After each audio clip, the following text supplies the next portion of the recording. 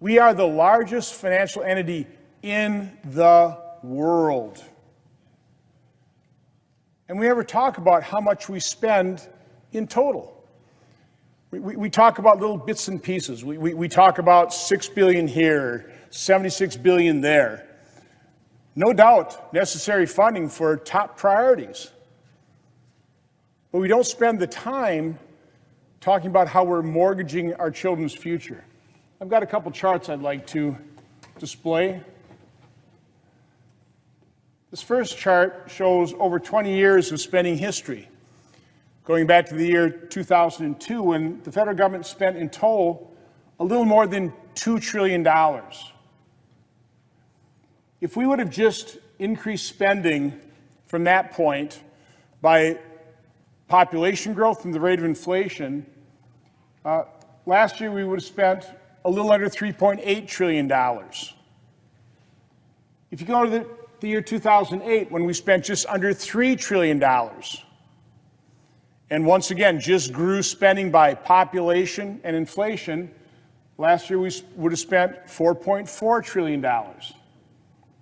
If you go back to 2016, when we were spending $3.8 trillion, under $4 trillion, and grew that by just the rate of growth in the population, rate of inflation, last year we would have spent about $4.8 trillion. Instead, last year we spent $6.3 trillion. Now, I realize, and you can see on this chart, the last 3 years, spending was heavily impacted by COVID relief, close to $6 trillion worth. But in 2019, before the COVID pandemic, we spent about $4.4 trillion. I have another chart I'd like to put up here to puts this all in perspective. This breaks down spending between discretionary and mandatory plus interest, and then you have total outlays. Again, you look at 2019, total outlays $4.4 trillion. So because of COVID, the next year we spent additional $2.1 trillion, $6.5 trillion. 2021, $6.8 trillion. Last year, $6.3 trillion. Now, I heard President Biden say the pandemic is over. I think most of us have gotten back to our normal lives. That's a good thing. Why haven't we gone back to a normal spending level? I don't know exactly what the total spending will be for fiscal year 2023. I do know we're 2.5 months into the fiscal year. We have not brought up one appropriation bill on the floor of the Senate for debate, for amendments, not one. We're operating on a continuing resolution. I hear all the time these continuing resolutions, such a terrible way to do business. I agree. It shows the dysfunction, the complete dysfunction, which is leading to these out-of-control spending numbers. You would think, now the pandemic's over, we would return to a more normal level of spending. Had we just grown the 2019 level by, again, the rate of population growth, the rate of inflation, we'd be spending about $4.8 trillion this year. But it appears, again, we don't know, but there are a couple people negotiating this. The rest of us are completely outside of the process. We're going to have some massive omnibus spending bill dropped on our desks and expect to vote on it in a day or two, or maybe just hours. But it's going to be somewhere around $6 trillion. Have we literally just increased the baseline since the beginning of the pandemic by $1.6 trillion? That's a 36% increase. To also put this in perspective, again, had we grown this just by inflation and population growth, that'd be a reasonable way to put some kind of constraints on what we're spending. That'd be $4.8 trillion. Last year, the federal government raised in revenue $4.9 trillion.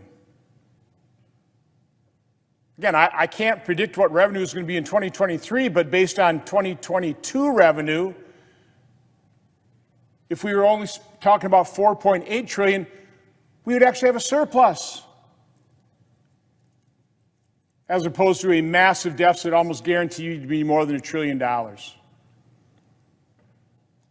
President, my final point is, and I know Senator Scott also was in the business world, a number of senators have been.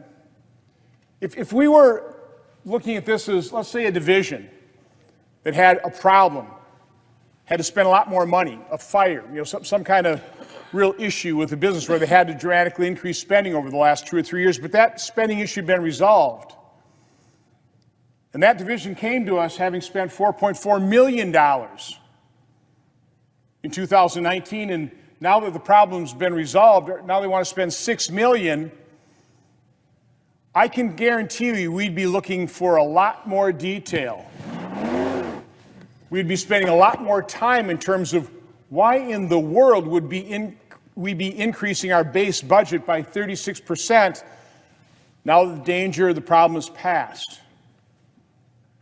So in the business world, in the private sector where myself and Senator Scott came from, we would be spending a lot of time analyzing this. But here in Washington, D.C., the world's capital of dysfunction, of monetary and budgetary dysfunction, we don't even know what we're spending, and we're not even supposed to know, because the powers to be are negotiating some massive omnibus bill, and they're going to jam us up against the Christmas holidays and ask for up or down vote. That is outrageous. This process, this horribly broken, dysfunctional process must end, which is why I completely agree with Senator Lee's amendment. Let's pass a continuing resolution. As much as I hate them, as much as that signals dysfunction, it will allow us the time to actually take a look at, debate, question, why in the world are we talking about $6 trillion of spending when at most, looking back to 2019, growing that by inflation and population growth, we ought to be talking somewhere in the neighborhood of 4.8, certainly under 5 trillion, and maybe looking at the prospect for the first time in many, many years of balancing a budget. That's the attitude we ought to be taking. That's the debate we need to have. We need to have time for that debate, which is why I support Senator Lee's amendment. Thanks for watching, and if you haven't already, please consider subscribing to our channel. And while you're at it, please leave us a comment. Thank you for watching.